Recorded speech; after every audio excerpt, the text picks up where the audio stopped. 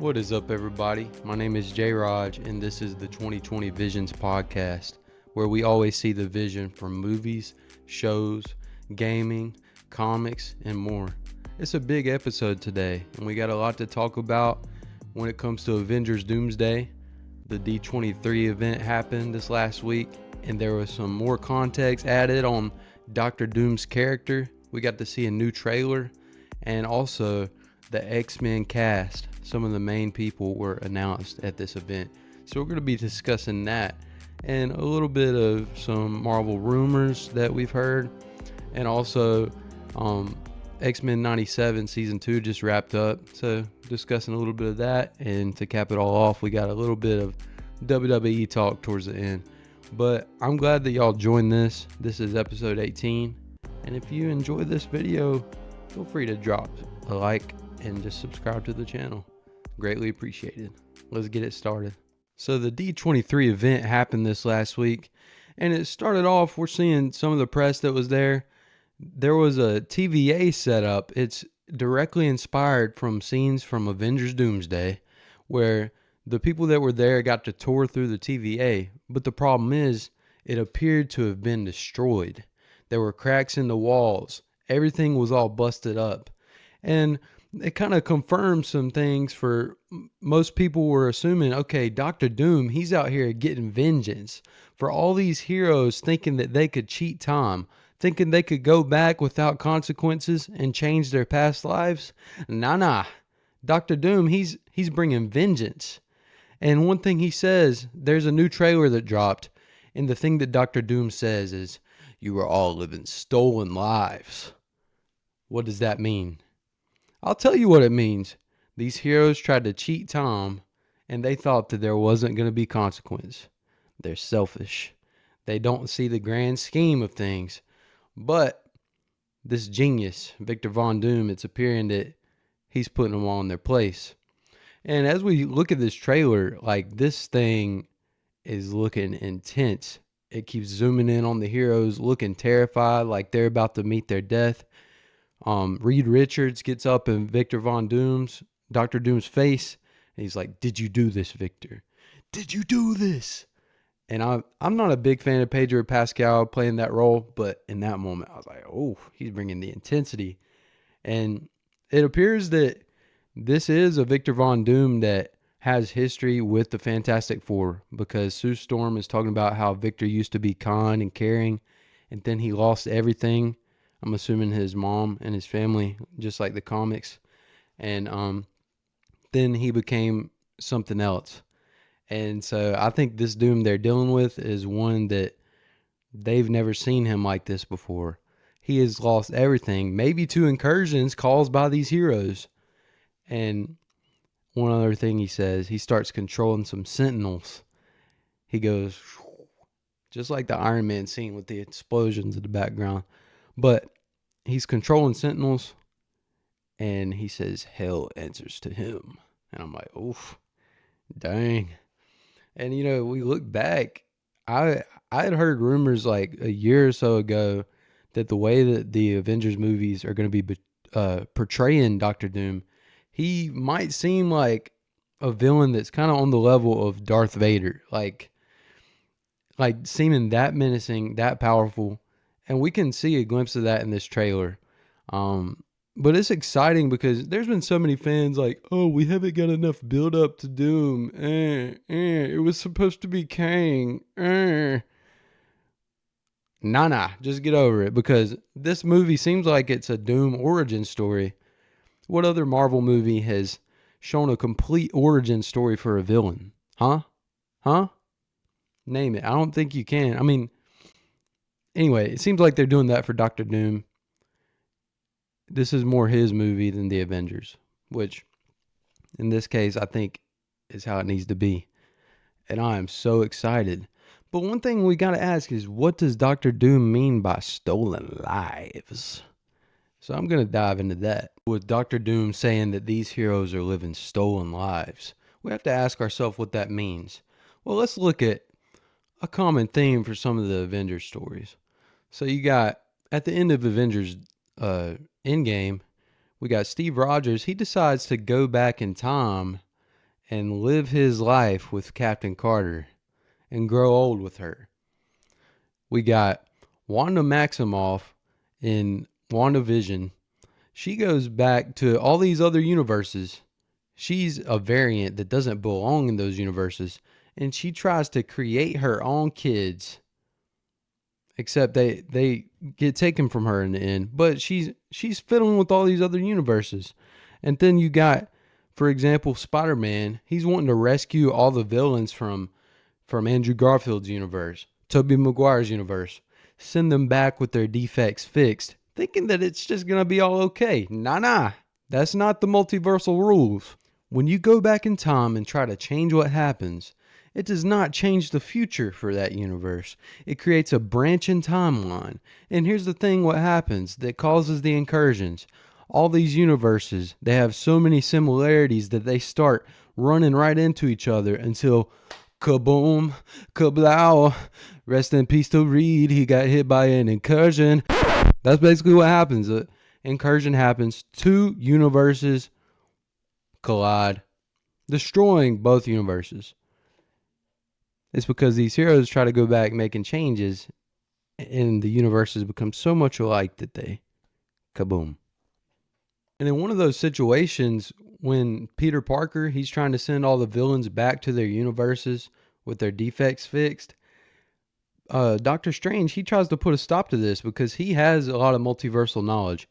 And he tells Peter, he's like, they all die fighting Spider-Man. It's their fate. I'm sorry, kid. Peter argues back, and then Strange tells him, he says, in the grand calculus of the multiverse, their sacrifice means infinitely more than their lives. And then he says, if they die, they die. Doctor Strange knows what's up. He knows what can happen if you go back in time. And that's the thing that we're looking at with Doomsday. Like, with your universes falling apart, the only way to really, like, save anything is to let some of the universes die, to let some of the heroes die. Because in the end, if you don't save your own universe, all the universes are going to be gone. So it's going to be tragic. And we could see it in their faces in Doomsday. All the heroes know that this is going to be tragic. So I want y'all to drop some comments. Tell me who you think's going to survive. Tell me who you think's going to be a goner after this movie. Better get your tissues ready. Make sure you bring them to the theater. And I did get my tickets recently, and I'm just looking forward to it, baby. So back to the stolen lives thing. I've mentioned Captain America. I've mentioned Wanda Maximoff trying to get kids that aren't her own from other universes. Captain America went back living with Peggy Carter. Spider-Man sent other villains from other universes back, changed. You can't be doing that. But one guy that I think people are forgetting, and it does relate to the fact that we're seeing X-Men characters in this trailer. A guy that's lived some stolen lives. This man on my shirt, Wolverine. So I'm going to explain it to you. If you watch X-Men Days of Future Past, it starts out in a future in 2023. And there's only a few X-Men left. There's Professor X, Magneto, Iceman, Kitty Pryde, Wolverine. There's a few others, but the Sentinels are closing in. They figure out, okay, the only way that we can prevent this is if we go back in time and prevent Bolivar Trask, the man that created the Sentinels, from ever being able to create them. So they send Wolverine back in time. The problem is, like, they send him back to the 60s, or it might be the 70s. I can't remember. The problem is, when he gets sent back, it's before he ever met the X-Men, but he has his future conscience, technically, in that universe. So it's going to change the natural flow of how that life would actually be lived, because he has the knowledge of the future. He has the knowledge of what's to come. So it changes the natural flow. So by default, that becomes a branching timeline. So you got one timeline. He goes back into a past where he thinks it's just going to the past, but no, you're going to another timeline because you're changing it. So he lives, and they do what they can to try to stop the Sentinels from being created. But when it comes time for him to go back into the 2023 version of himself, his conscience fades into another version of Wolverine, where he wakes up in the X Mansion. You got the original X-Men cast. The original Jean Grey is still alive. Original Cyclops. Professor X is there. And Professor X, he can see in Wolverine's mind. By default, he can see the future, technically, Professor X can. So Wolverine's conscience fades into another universe. So just in that movie alone, Wolverine fades into 3 universes. And I think the end is a product of all these multiverses getting closer together. That's why his conscience faded into another version. So that's a man who's lived a stolen life. And he's creating a mess. They're creating some messes. I'll tell you that. And, it does get me thinking, because they did announce like a bunch of the cast for Doomsday like a year ago. They did the thing with the chairs, like revealing like all the names on the chairs. Hugh Jackman was not on the chairs. Ryan Reynolds was not on the chairs. They did have the original X-Men, a lot of those. But, after D23, the huge jacked man himself, Hugh Jackman, actually dropped a video that kind of put some hints that he might be appearing in Avengers Doomsday. So I'm going to show that to y'all. I honestly thought this video was hilarious, but here we go. Dude, I don't want to do this. Just do it. They've already done filming. This is Do silly. it. Or maybe the next one is called Deadpool and Spider-Man and literally everyone except Wolverine. Who are you? Like, what? That's both hurtful and spiteful. Just ask the question. Why are you sitting? This is great. Hey, Kevin. Hey, D23. Hope you're all having a great time. I just wanted to check in, just totally unprompted, and just wondering if you might need some help.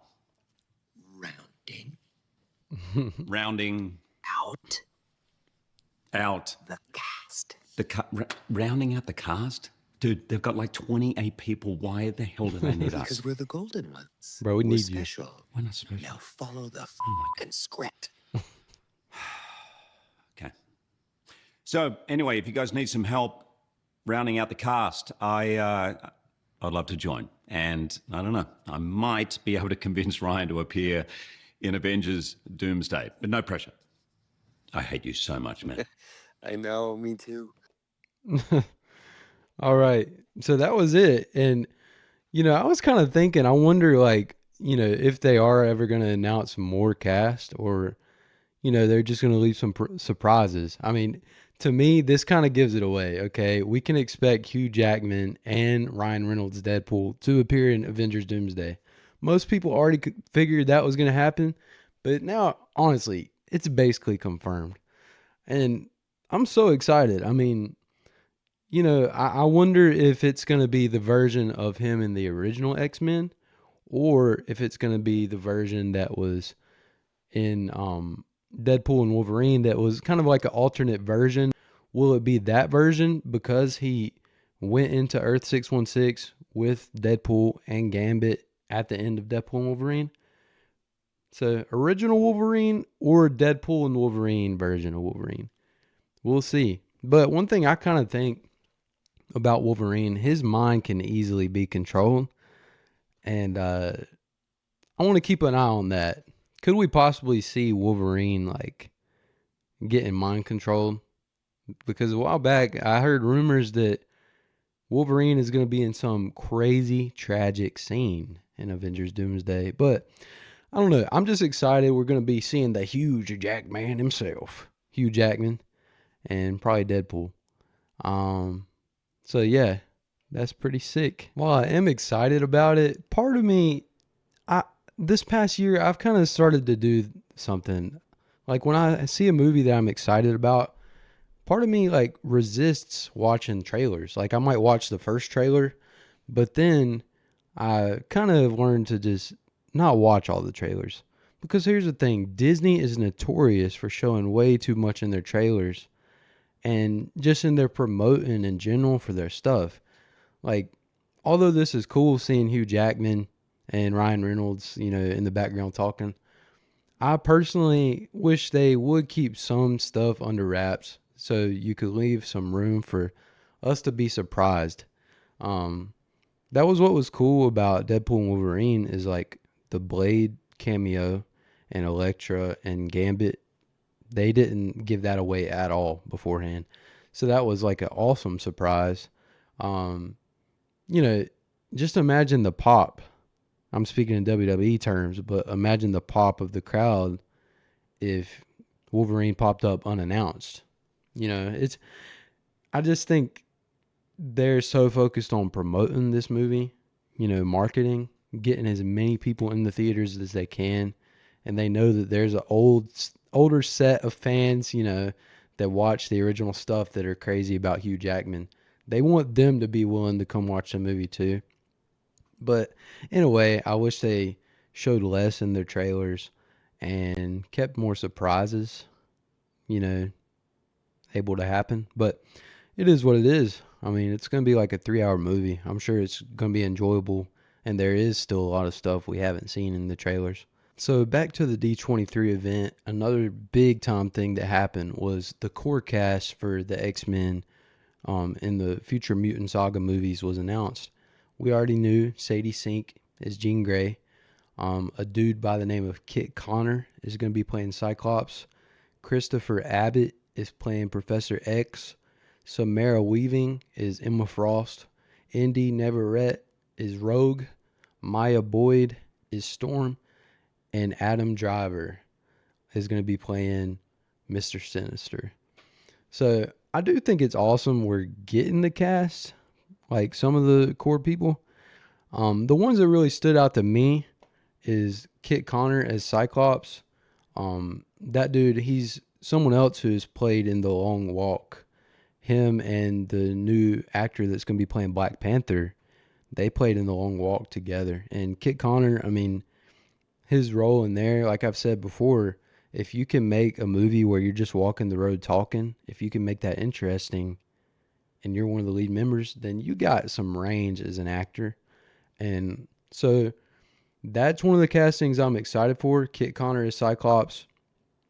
And another one that I kind of thought about beforehand was Samara Weaving as Emma Frost. She plays in the Ready or Not movies. And I watched those within the last 6 months. I watched them both. And I kind of had that in my head. I was like, she's got the blonde hair. She's got the attitude. She makes a lot of smart alecky comments. That's how Emma Frost is in the comics. So I really feel like she looks like she could embody that role for real. Samara Weaving is Emma Frost. Adam Driver is Mr. Sinister also.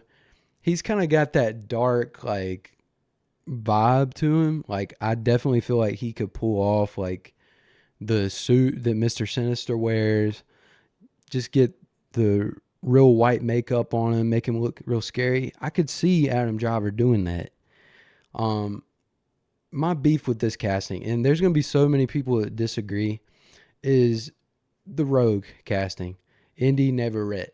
So this girl, she had a breakout role in the Obsession movie. Don't get me wrong. I watched Obsession. It is really like a psychological thriller that will have you at the edge of your seat. But this was this girl's breakout role. All we've seen from her is that she can basically play a crazy girl. They called her on the movie Freaky Nikki. And, she's pretty scary on there. But here's the thing. I don't think she looks like Rogue. Like, part of me thinks that this casting was recency bias because you got a bunch of fanboys just going crazy over her after this movie Obsession came out. And, Rogue, you got a lot of people going crazy about her character. A lot of dudes, just, how guys are. Like, they're just thirsting, bro. If we're being honest, I mean, Marvel Rivals, they got the thirst trap skins on Rogue. I mean, they got that for the other girl characters too, but that's the common theme, I think, with that. They've capitalized on the recency bias of these young dudes, just being obsessed with her after the Obsession movie. And they already know that people will feel that way about Rogue. But when you look at her, though, I just don't think she looks the part. Like, she wore curly hair to the D23 event, and it's not, like, at all, like, curly, like what you would see Rogue wearing. And I'm not convinced that she would be able to do an accent the way that Rogue has. We got to have a good accent. Me personally, like, I'd seen rumors that Indy Neverett was being considered for an X-Men role. I was thinking more so she could play a new version of Mystique, or she could maybe play Kitty Pryde, roles like that. The top thirst-trapped X-Men character, Rogue. One of the top thirst-trapped characters in recent movies, Nikki from Obsession. That's what made them make that decision. I mean, that's my mindset. I might be wrong, but that's my mindset. There was a girl that played in the movie Until Dawn. I'm going to find her name because there were rumors that she was going to be considered for Rogue. And I want y'all to look this girl up because I think that she really fits the mold more on a looks perspective. She does look like Rogue in my opinion. Her name is Odessa Ozian. I'm going to show y'all a picture. But she looks the part. Look at that curly hair. I'm not trying to be weird, but like, I don't know. I was more hyped about the rumors of her being cast as Rogue. And this is just me being critical, I know. And part of me wishes they wouldn't announce the cast for these movies so far in advance. I mean, one thing I was talking to someone about recently, in the early 2000s, movie series, they would be coming out 1 year after the other. So there was no need to be making these giant announcements like, oh, this person got casted. Like The Matrix, for example. The first 3 movies came out like back to back years. And those are heavy, like, in CGI. Like, they're not like simple, like practical movies. But they were able to release these movies one after the other. And fans love them to this day.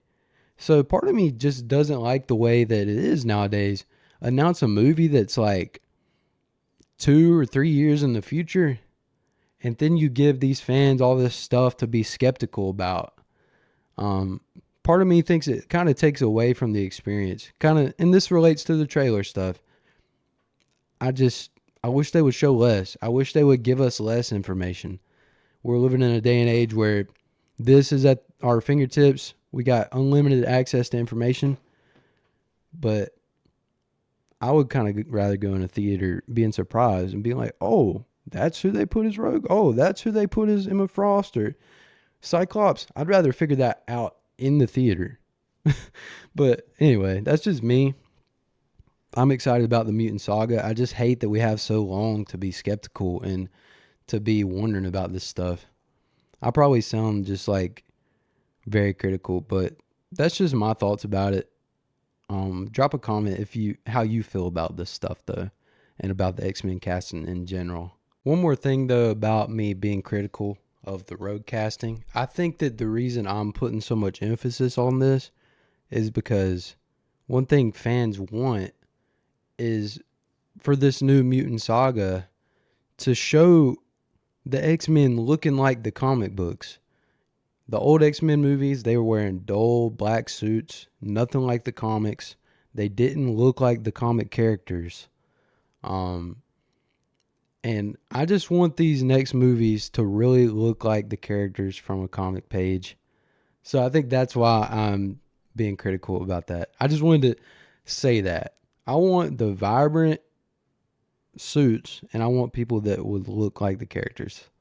That's it. I guess we'll just see though. We got what seems like probably 10 years from now until it comes out though. So yeah. But yeah, when we're talking about X-Men content that captures what looks like the comic books, we got to talk about X-Men 97. Season 2 just wrapped up last week, and man, this show, I feel like it can't miss. Even the episodes here and there that seem filler, they're really entertaining. The filler episode to me this season was when the Danger Room became its own like robot and was fighting the X-Men. I think it's literally just called Danger. That was the filler episode this season. I think last season, the first season, the filler episode was with Mojo. But it's still entertaining. It's introducing people who don't know a lot about the X-Men. It's introducing them to some deep cut like characters, like I didn't have a clue who Mojo was last season. I was like, who the heck is this ugly dude? But yeah, I didn't really know that much about the Danger character. So there's a need for episodes like that too. But my thoughts on it, I was glad that Cable was getting some spotlight because like when I've watched X-Men stuff in the past, like season 1, and when I went and watched the original animated show, Cable, he pops up here and there, but it's just like when he's on the screen, this dude is something special. I also played the Marvel vs. Capcom 2 games, part of the Marvel vs. Capcom Classic Collection on my PS5, and Cable is at the forefront. Like he's one of the big characters that was on a lot of advertisements for that game back in the 90s, in the early 2000s, I think actually. So it's like, Cable used to be a big deal back in the comics just by the way that he was portrayed and advertised with that game. Like, so it got me interested in Cable, and I've read comics about Cable. Like I got a graphic novel. It's the Cable and Deadpool stuff. Anyway, I loved how they highlighted his character in X-Force. Apocalypse, he's always been someone I know he's one of the X-Men's biggest villains, but I never was really aware how he became so powerful. I know that he's the first mutant ever, but this kind of revealed to me that he kind of got his power from Celestials, seemingly. Maybe I'm wrong. I think that's kind of what they're showing, and I never knew that. So it's like I'm learning more about the X-Men as I go, as I'm watching this, and it makes me want to read the comics more. So I went on the comics app, Marvel Unlimited, and I've been reading the story Executioner's Song, and it's about Cable. His clone Strife is basically trying to come and kill Cyclops and Jean Grey, and Cable and him getting a fight and stuff. But it's like, Apocalypse was involved with this at times as well. And as I was reading this, I would be like just sitting in random parts of my day thinking about the X-Men stuff. And I couldn't remember what was comic book pages and what was X-Men 97. They seem so much alike that when I was just brainstorming and thinking about this stuff, I couldn't remember what was part of the comic and what was part of the show, because that's how good the show does of capturing that vibe of it being like the comics. So I love that. Like, I still can't remember what I read and what I watched, if I'm being honest. So I think that's really cool. Shout out to Marvel Unlimited. If you want to sponsor your boy, shoot, I can be the new sponsor that you put ads for. But anyway, help me get this podcast off the ground and running. I'm just playing around. Hey, maybe I'm not. But when it comes to what I feel like the highlight of season 2 of X-Men 97 was, I feel like Nightcrawler was the highlight, because it really captured his spirit. He's a guy who always looks on the bright side of things. He reminds the X-Men to keep the faith, keep trusting in what you can't see, keep showing love to one another. And he was able to use his compassion and his views on life like that to get the X-Men out of a bad situation on the Savage Land, where the Acolytes had kidnapped, I think Graydon Creed. He was like a mutant leader of Friends of Humanity. The Acolytes wanted to kill Graydon Creed, but technically, Graydon Creed is Nightcrawler's half-brother. But Nightcrawler was able to use his compassion and his loving ways to not only like rescue Graydon Creed, but also rescue the X-Men. And he seemed like he really touched Colossus, who had a hard heart from losing his sister Ileana. Nightcrawler, his faith really is encouraging to the X-Men. And we also saw, basically, it appeared that Apocalypse, his power was possessing Gambit, basically, and part of it went into Nightcrawler. And we saw Nightcrawler pretty much solo the X-Men.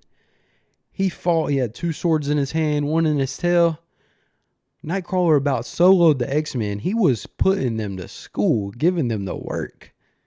And I was like, oh my gosh. We got to see more of Nightcrawler in the future. I know, here's the thing. To cap it all off, I don't know if we'll see him more because he sacrificed himself to a Celestial to save his sister Rogue so that Rogue and Gambit could finally be together. Nightcrawler laid down his life for the ones he loved, which I will say that's directly from Scripture. And if we're talking about someone embodying their character, Nightcrawler's faith is a big deal.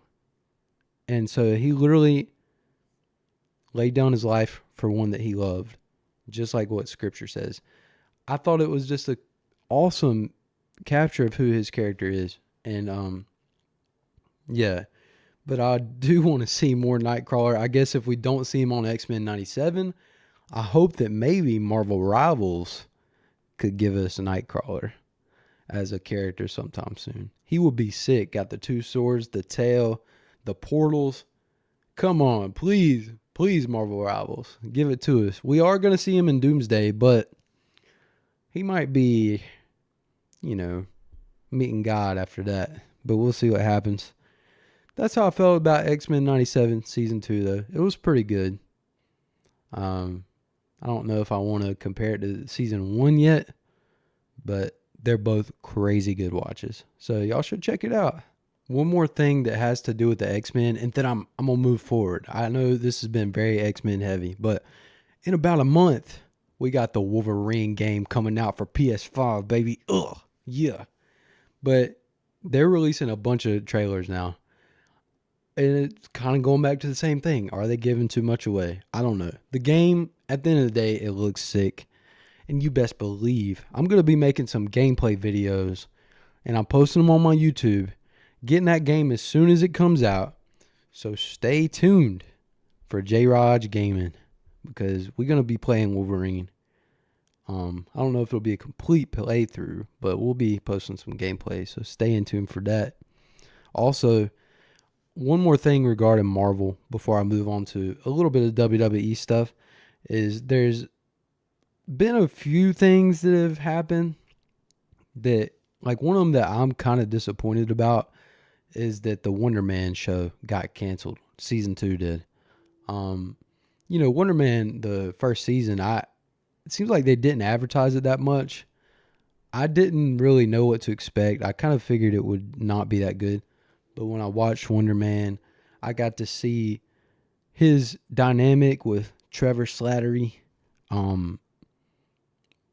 They just had a dynamic that I don't think a lot of actors get chemistry with another actor as strong as they had. Does this mean we don't see Wonderman in any other projects?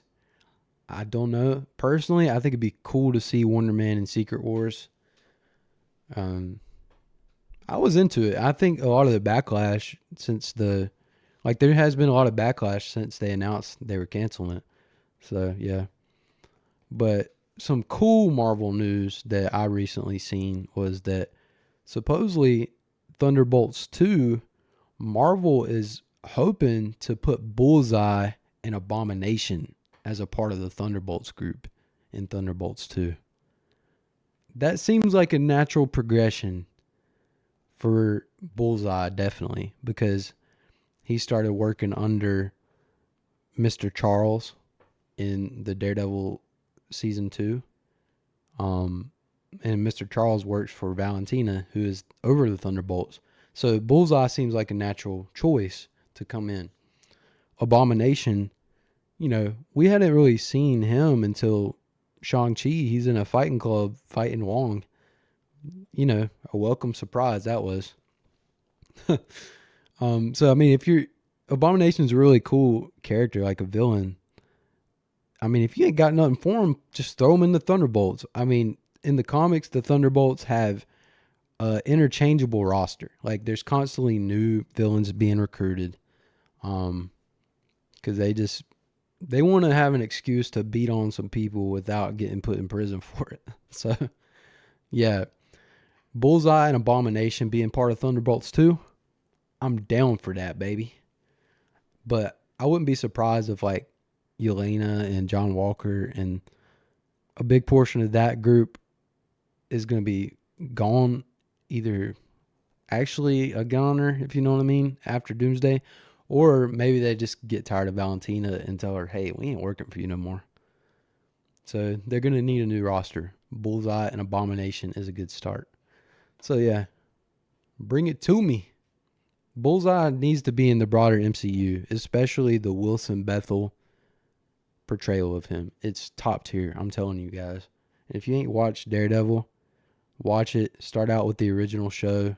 Bullseye comes in season 3. So that's a good suggestion.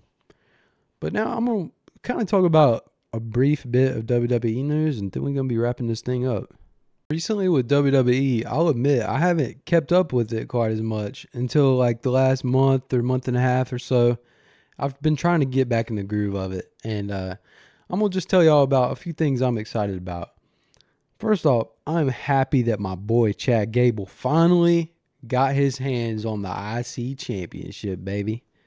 And, him and Penta, it's always a pleasure to watch them. They just make it look easy in the ring. They got good chemistry. And, Gable deserves it. He's been a workhorse that has been on the shows constantly over the years. He's one of the guys that they can rely on, whether it's you put him in the mid-card or he can move up and face main eventers, and it's still believable because he is a unit. He's definitely a unit. And I'm excited to see what they have for Gable's IC title run. One of the next things that they're hinting about, I'm pretty sure it is finalized, is Chad Gable and Rey Mysterio. He's, out of respect, he's giving Rey Mysterio a shot at the IC title because that was actually a match that was supposed to happen last WrestleMania. Chad Gable versus Rey Mysterio. Of course, Gable was a heel at the time, but now we got that to look forward to. Chad Gable versus Rey Mysterio for the IC championship. That's going to be really sick to see. I hope Gable has a decent run because I swear, when they give him the time on screen, Gable can have 5-star matches. He's one of the best technical wrestlers in the whole WWE. So I hope they give him a long run. Hopefully he'll beat Rey Mysterio. But I do want to see Rey get some sick spots too, Just be careful. Don't get suplexed on your neck. Because, anyway. Another thing that, has been sick to see was at SummerSlam, Kevin Owens returned. Originally, Finn Balor was facing Sami Zayn to see who would be the number 1 contender. Then they announced the last minute Gunther's joining the match. And then next thing you know, Adam Pearce is like, I'm not Adam Pearce. What is his freaking name? What is his name? Nick Aldis. Oh my gosh, why did I forget that? Anyway, Nick Aldis also announced that there's one more person joining. And then you hear, I was like, dude, this is awesome. Like, because Kevin Owens, he had a neck injury. And it was clear, like, it was legit. A lot of people were saying his career literally might be over. And I'm wanting to say he was out for at least a year. And when he left, he was so hot. He had a good run going. His feud with Randy Orton was happening, and he was on a crazy big trajectory, So the timing of that injury sucked, but now for him to come back and right away be put right back in the main event spot, I like it. And the fact that he's seemingly going to be facing CM Punk, which those two have history, Kevin Owens and CM Punk. They used to wrestle in Ring of Honor around the same time, years and years ago. And Kevin Owens, he got pressured to, instead of wearing a shirt how he always did, he got pressured to wear a singlet. And apparently CM Punk made some rude comments to him, got really ticked off. And it's kind of adds that narrative where everybody nowadays is saying CM Punk is a changed man, he's a changed man. But Kevin Owens sees through the BS because he has experienced the crappy version of CM Punk, who's just a flat out jerk. So when you add like a personal beef to a feud, I think it makes it a lot more entertaining to watch. Another feud I can think of just randomly came in my head was when Seth Rollins and Riddle were feuding. And Seth Rollins was like, yeah, that's why your wife divorced you. You can't see your kids anymore. I was like, oh my gosh. I don't know. I like it when they get kind of personal. It's entertaining. But that was crazy. Sorry, that was a random thought. But anyway, another thing that's kind of been going on with WWE is Randy Orton also came back. He appeared for the first time since WrestleMania, and him and Cody Rhodes are going at it. And Cody, he's hinting at turning heel. He said he's not the champion anymore, so he doesn't have to be the good guy anymore. He can snap now. Like, he can snap. He doesn't have to be the babyface anymore. And the other night, he was about to hit Randy Orton's head with a chair leaning up against the steps. But the backstage security pulled him away. I think we might be getting a double turn. I think that we'll get Randy Orton turning face, Cody Rhodes turning heel. Cody Rhodes said that Randy Orton is the legend killer. But look around. The only legend left is him. So Cody Rhodes said he's going to be the legend killer now. And he's going to kill Randy Orton's career. That's top tier storytelling. Hopefully they get redemption for getting Pat McAfee involved in the WrestleMania feud. We got some good stuff coming for sure. And yeah, I'm excited. You got some new faces coming up. Recently, Zilla Fatu appeared on NXT. And that's going to highlight the last thing I want to talk about regarding the bloodline. A breakout dude that I feel is like one of the most over acts in WWE right now is Solo Sikoa. They took the reins off of him, and he's just out there doing his own thing. He's making the crowd crack up. He's got so much charisma. Pew, pew. He's doing that stuff to Jey Uso, making Jey Uso crack. And he just seems so confident. Solo Sikoa is one of the most over guys in WWE right now. And I'm excited to see what his character holds. One thing that sucks, Jey Uso beat him, so now Solo has the fall in line, Uso. You know, all that bull crap. That corny crap Jey Uso throws. It's for kids. Come on. For me, I don't see the appeal. But anyway, Solo Sikoa, now he's part of the bloodline apparently. And people are like, yeah, WWE, way to kill his momentum. But I'm feeling like this actually will get more eyes on Solo. He's going to be laughing at Roman Reigns. He's going to be the guy that doesn't take anything serious. It's going to be kind of a similar vibe to like how Sami Zayn was joking around like when he was in the bloodline and Sami became a crowd favorite. This could be a way to get Solo even more over than ever. Because although he was standing out before, he was cutting funny promos, cutting good promos that the crowd was laughing at. What were their plans for him? I mean, what? You going to have him tagging with Royce Keys? I mean, this is a natural thing. Solo can't take on the bloodline from the outside, but he can take on that bloodline from the inside out. And I think that's what's going to happen. He's going to slowly plant seeds of doubt, plant seeds for them to realize that this is dumb. Like, why are y'all even following Roman Reigns? Solo Sikoa, man. He's one of my new favorites. And another thing to look at, LA Knight right now is feuding with Roman Reigns. And they're apparently going to be having a championship match. LA Knight versus Roman. Who's the ally of LA Knight? Solo Sikoa.